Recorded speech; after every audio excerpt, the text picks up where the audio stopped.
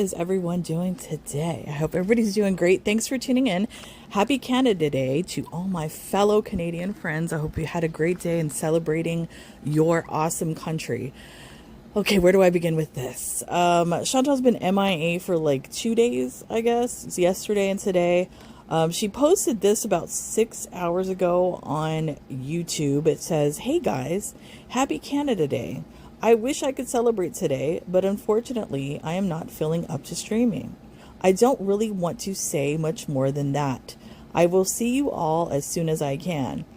Now, in the normal scheme of things, this is kind of normal behavior for Chantal to like set a goal, because her goal was, what was she going to be doing the gym every day in the month of July? That was her new goal that she set for herself. So all of us that have been following her for years wouldn't be surprised for, her to come up with some type of an excuse or something like that to get out of whatever goal she's set for herself. Not shocking at all. The only thing that catches my attention in this statement is that she says, "I really don't want to say much more than that." Why, Chantal? Like, I don't know. It's kind of either she's planting a seed or there's some shit going on. Now, on Twitter, there was a particular post that somebody made. I'm going to show you in a second. That kind of rings true, and I kind of agree with everything that is said, especially about the activity that Chantal has been doing as far as going onto government property, filming the camera locations, and just filming Parliament buildings, filming all this stuff. And, it had me thinking, after watching her for so many years and her out and about in Canada and things like that, she's never done any of this type of behavior before as far as filming government infrastructure in Canada. So it's just, rings bells, alarms, everything, red flags for me. As to some type of nefarious behavior on her behalf. Maybe not for herself, but maybe on the behalf of somebody else, somebody telling her to do that. So let's move to what I read on Twitter, and this is what it says.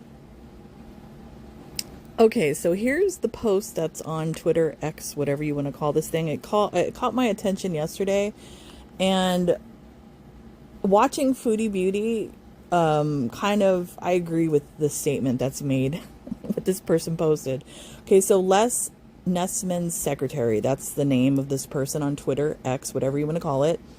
And it says, at Foodie Beauty, "For those of you that may be wondering, from a former public safety professional," and then 20 years ago. So this person is saying that they were, in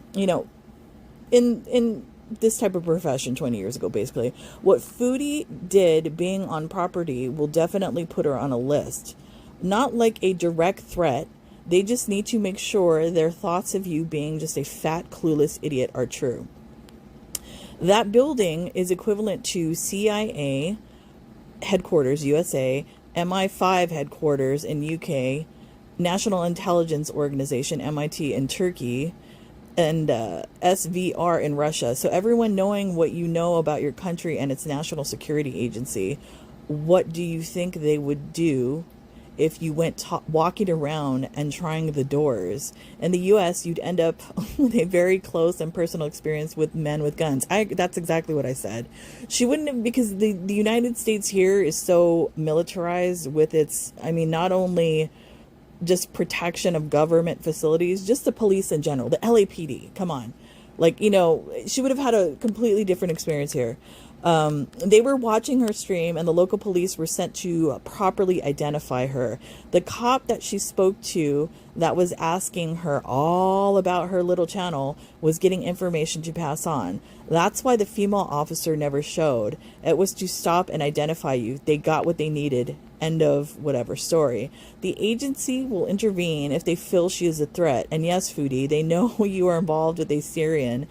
They will investigate your bank information, and no, you will never know that they did. And no, they don't need your permission, because you, my dear, believe you are above national law and they are treating you accordingly. They do not have to advise you that you are under investigation either. If you wished to test out what I just stated, try leaving Canada. It will not be a smooth experience. You really need to stick to what you know. food, lack of personal hygiene, and abusing cats. You are so good at this. It's a no-brainer. Now, I agree with every statement that this person made. I don't know who this person is, but everything they said kind of tracks, especially if you've ever worked for a government agency or something like that. So, I mean, I'm not surprised if that's a reason why she's missing. Maybe they, paid a visit to her building. Maybe they dragged her in to interrogate her. I mean, who knows? I don't know. Anything can happen with Foodie Beauty. I mean, I could be completely wrong. This person could be completely wrong as far as her being watched. Who knows? I'm kind of leaning towards she's in a little bit of trouble. I don't know. Just based on the money transferring and all that other kind of shit going on. Yeah.